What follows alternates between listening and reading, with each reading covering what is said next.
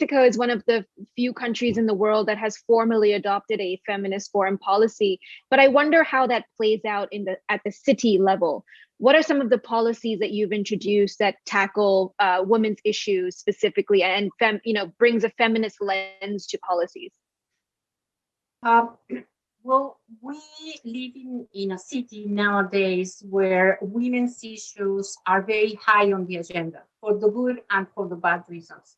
As Nancy was saying, we do have a problem with violence against women, and sometimes with some of the worst forms of violence against women, which is feminicidios.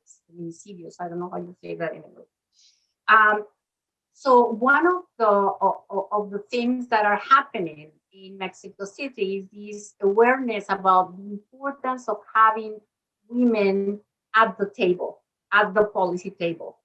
The city government right now, we say there is gender parity in the central government. In fact, we are more women than men, in the key areas of government. We have a local Congress where there is gender parity as well.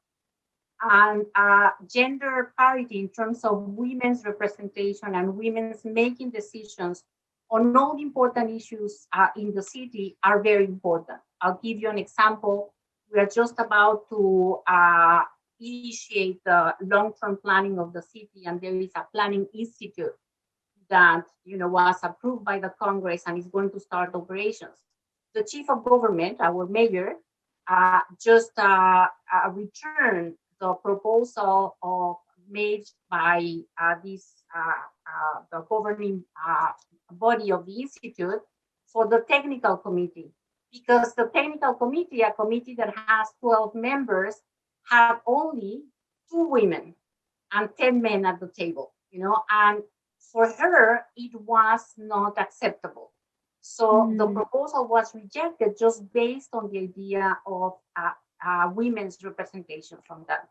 So if you talk about policy making, public policy in the city, whether it is related to issues around sustainability of the city, the environment, climate change, the quality of air, etc.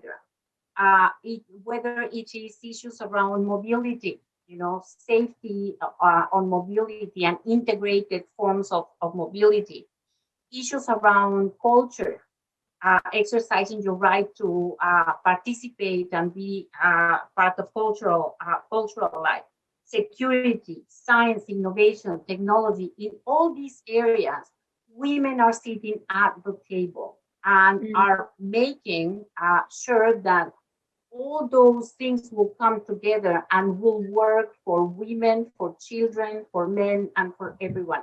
And in that sense, I agree with what Melanie and Nancy and Elmira have been saying. Women's issues are not the issues that are relevant to women only.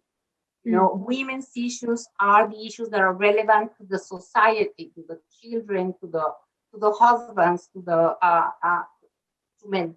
And that is the importance, we think, of bringing women into policy making at decision points, right? It's not just being part of being around the table, but it is being able to make decisions on all the issues that are important to the life of people.